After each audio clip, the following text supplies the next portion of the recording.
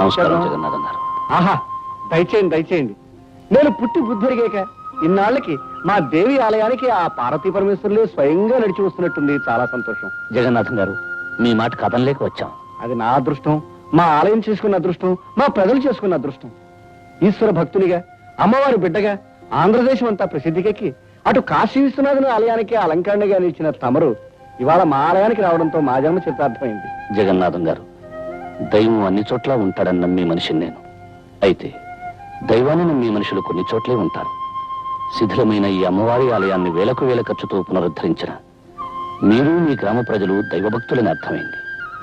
మీ మధ్య ప్రశాంతమైన ఈ పల్లె పట్టున అమ్మవారి ఆరాధనలో నా జీవితాన్ని గడపాలని ఆశించి వచ్చాను. వచ్చిన మీ జీవితాలు, ఇక్కడున్న మా అందరి జీవితాలు తరించే రోజు వచ్చింది శంకరాచార్య గారు.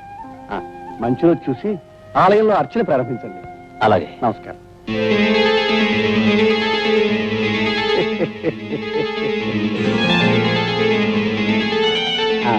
మీకు ప్రత్యేకమైన వస్తు ఏర్పాటు చేయించాను. అలాగే జగన్నాథ్. తీసుకోండి. అయ్యా, తమరి దృష్టి ఆ దుర్గాదేవి మీదనే.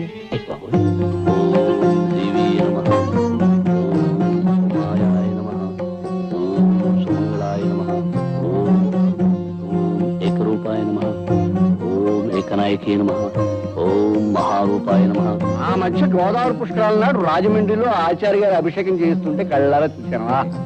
ఏం శోభ, ఏం తేజస్సు, ఎంత ఆకర్షణ. అప్పటి నుంచి నా మనసు వారి మీదే లగ్నమై ఉంది. ఏనాటికైనా వారిని మన ఊరు తీసుకురావాలనుకున్నాను, తీసుకొచ్చాను. తమ చూపు పడితే వదలరుగా. నిజంగా మన ఊరికి తమరు మహోపకారం చేశారండి. అప్పుడే అక్కడ ఇంకా చాలా చేయదలుచుకున్నారు ఆయన. ఒక్కొక్కరికి ప్రత్యేకంగా చేస్తారు, చూస్తూ ఉండండి. పంతులు మరీ ఎక్కువగా పొగిడేకయ్యా.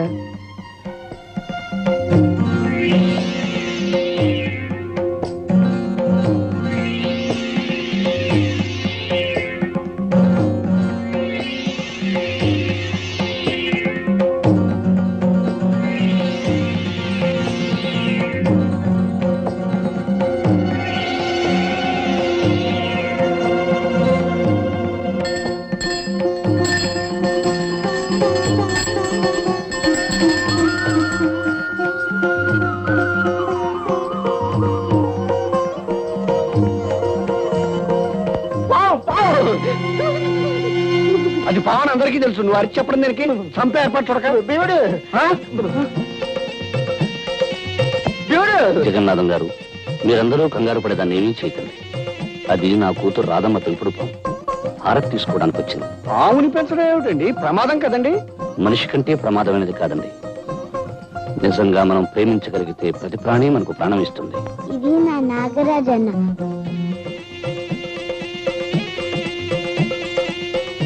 అందరూ దండం పెట్టండి. పెడతాం తల్లి, పెడతాం. కానీ పావును దూరంగా పెట్టు. రేపు పంతులు ముందు అన్నం పెట్టవయ్యా. ఆచార్య గారు, మీ పాపతో పావుకి స్నేహం ఉన్నా దాన్ని నలుగురు మధ్య ఉంచడం మంచిది కాదండి. ఎందుకని అడగండి. అడగడం దేనికి? అది కాటేస్తే చచ్చి ఊరుకుంటాం కనుక. కనుక దాన్ని ఏ పుట్లోనే వదిలేయమని చెప్పండి. ఆ విషయం మేము ఆలోచిస్తాం. రామారాధా, భయపడకండి. సూర్యబాబు, ఏం చేస్తున్నారు నాన్న? నాగన్నకి పాలు పోస్తున్నా. అలాగా. అమ్మా రాధా, నేను మాట చెప్తాను, వింటావా తల్లి? రేపు మన నాగన్నని తీసుకెళ్లి పుట్టలో విడిచిపెడదామా? నేను ఒప్పుకోను.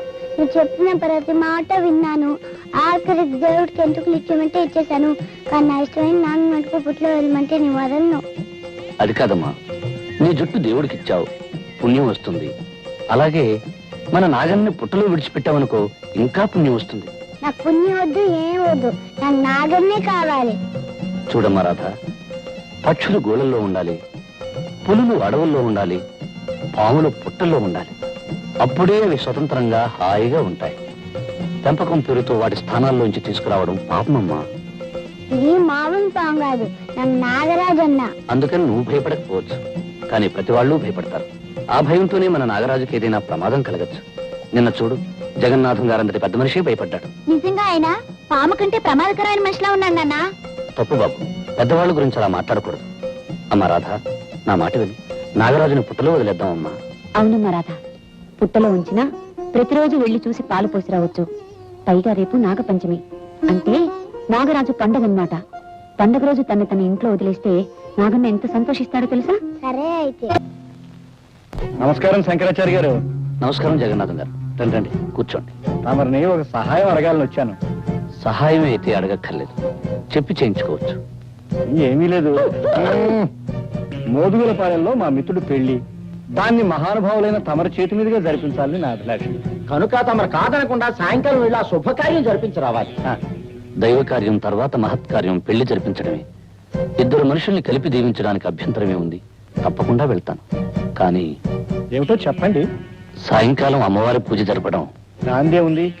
ఈ ఒక్క రాత్రికి మీ అబ్బాయి చూసుకుంటాడు. అవునా, అమ్మవారి పూజ చేయటం నాకు వచ్చుగా. ఆహాహాహా, ఆ తండ్రికి తగ్గ కొడుకు. అలాగే జగన్నాథం గారు, నాకేం అభ్యంతరం లేదు. నేను వెళ్తాను. అయితే సాయంకాలం బండి పంపిస్తాను. తమరు ఆ బండిలోనే ఉదయం తిరిగి రావచ్చు. ఆ. మరి వెళ్తానా? ఇప్పుడు ఎందుకండి? మొదటిసారిగా మా ఇంటికి వచ్చారు, తీసుకోండి. తీసుకోండి.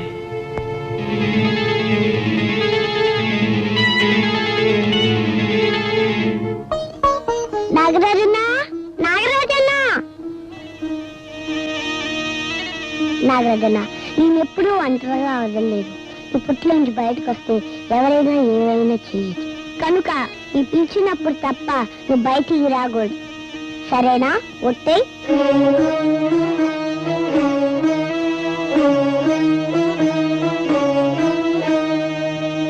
నాన్నగారితో నేను వెళ్తానమ్మా. నీ వెళ్తానమ్మా. నా బంగారు కదూ, చెప్పిన మాట వినాలి. అసలే ఆ ప్రయాణం రాత్రిపూట. నువ్వు నిద్ర కాగలేవమ్మా. అది కాదమ్మా, నీ వెళ్తానమ్మా. పోనీ అది అంతగా అడుగుతుంది, తీసుకెళ్తాను దుర్గా. అది కాదండి, మళ్ళీ మీకు లేనిపోయిన శ్రమ. శ్రమ ఏముంది? బండిలో వెళ్ళి బండిలో రావడమే.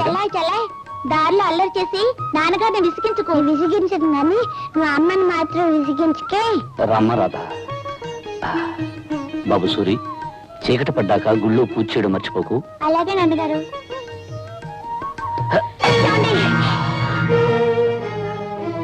ఏం పర్వాలేదు, జాగ్రత్త. పదమ్మా.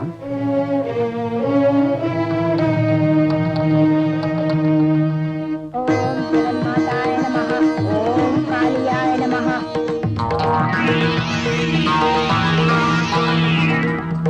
ఓం కర్మశీలాయ నమః.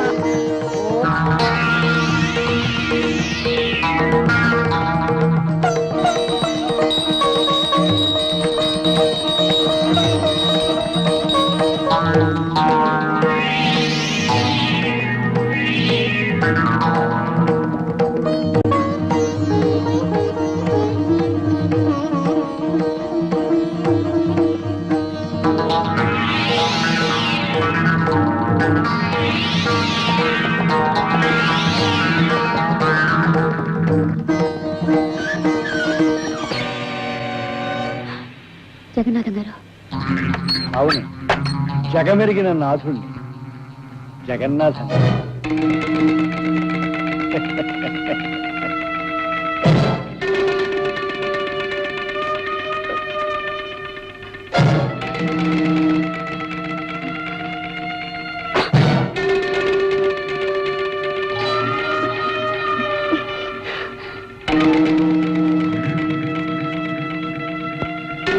ఏమిటిది?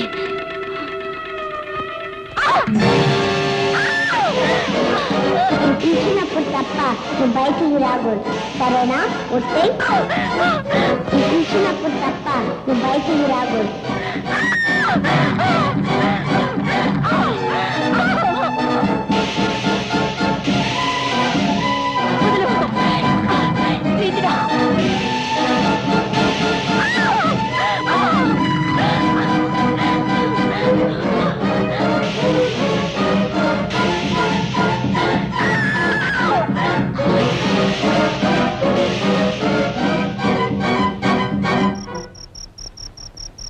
అమ్మా, అమ్మా, అమ్మా.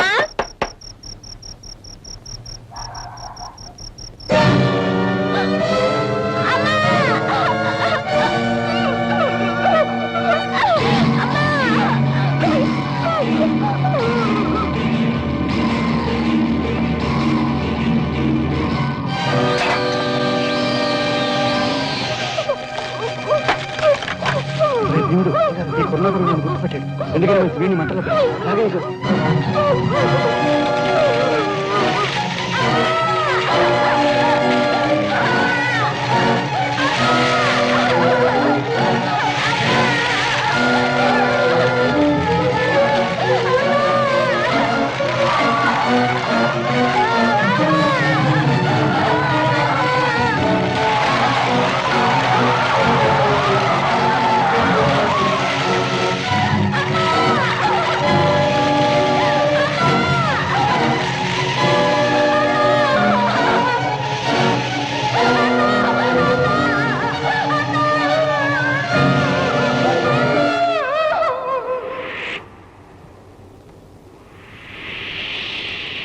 నాన్న నాన్న బాబు ఈ నాన్న మీద కోపంతో రావేమో మీ అనుకున్నా. నీడను తిరిగిన వాడిని మీ మీద కోపం ఎందుకు తెచ్చుకుంటాను నాన్న? అది కాదు బాబు, ఆయనన్న మాటలకు నువ్వు మనసు కష్టపెట్టుకొని అదేమిటమ్మా, ప్రేమతో ప్రాణంలా పెంచుకున్న మీకు కాకపోతే నన్ను మాటలనే అధికారం ఎవరికుంటుంది? అదేమిటి బాబు, పెంచుకున్నా పెరిగినా అంటున్నావు? నేనన్న మాటలు చెప్పిన విషయం నిజమేనా అనుకుంటున్నావా? లేదు బాబు, నిన్ను దారిలో పెట్టాలని ఆవేశంలో నువ్వు మా కొడుకువి కాదు అన్నాను, అంతేగాని. ఎందుకు నాన్న నన్ను ఓదార్చాలని ప్రయత్నం చేస్తావు? పాలు తెలుపు కాకి నలుపు అనేవి ఎంత నిజమో, నేను మీ కొడుకును కాదు అనేది అంత ఖచ్చితమైన నిజం. అవునమ్మా, చాలాసార్లు నాకు నిద్దట్లో అర్థం లేని కల్లా కనిపించే దృశ్యాలకి అర్థం తెలిసింది. చెదిరి చెరిగిన గతము నాకు స్పష్టంగా గుర్తొచ్చింది. నేను మీకు నీటిలో కొట్టుకొచ్చి దొరికాను కదూ, ఆ ప్రవాహంలోకి నేను ఎలా పడ్డానో నాకు తెలిసి వచ్చింది. దానితో నా కర్తవ్యం ఏమిటో కూడా నాకు ఇప్పుడు తెలిసింది. ఏమిటి బాబు, ఏమిటి నువ్వు అనేది? నాకు జన్మనిచ్చిన తల్లి చనిపోయి ఉండొచ్చు, కానీ నా తండ్రి నా చెల్లెలు బ్రతికి ఉంటారు. వాళ్ళు కలుసుకుని తీరాలి. అంటే మమ్మల్ని వదిలి వెళ్ళిపోతావా? ఈ లోకంలో ఎవరు ఎవరితో శాశ్వతంగా ఉంటారు. జన్మ ఇచ్చిన కన్నవాళ్ళని వదిలి కట్టుకున్న వాడితో కలిసి వెళ్ళిపోతుంది ఆడపిల్ల. 9 నెలలు మోసి కని పెంచిన తల్లిని వదిలి తన దారిని తన భార్యతో వెళ్ళిపోతాడు మగపిల్లవాడు. జీవితాంతం కలిసి ఉండాల్సిన ఆరుమగలలు ఎవరో ఒకరు ముందుగానే శాశ్వతంగా వదిలి వెళ్ళిపోతారు. ఎంత గొప్ప బంధమైనా కొంతకాలమే ఉంటుంది, కాలమంతా నిలిచి ఉండదు. ఏమంటారు? ఏమంటాం బాబు, నువ్వు చెప్పేదంతా నిజమేగా. అందుకే ఇంతకాలం దూరమైన నా వాళ్ళని ఒక్కసారి చూడాలని ఉంది. బాబు, అమ్మా, ఈ జన్మలో మీ రక్తాన్ని పంచుకోకపోయినా మీ ప్రేమను పంచుకున్నాను. వచ్చే జన్మలో మీ కడుపునే పుట్టాలని, మీ బిడ్డగానే ఎదగాలని ఆ దేవుణ్ణి మరీ మరీ కోరుతున్నాను. బాబు.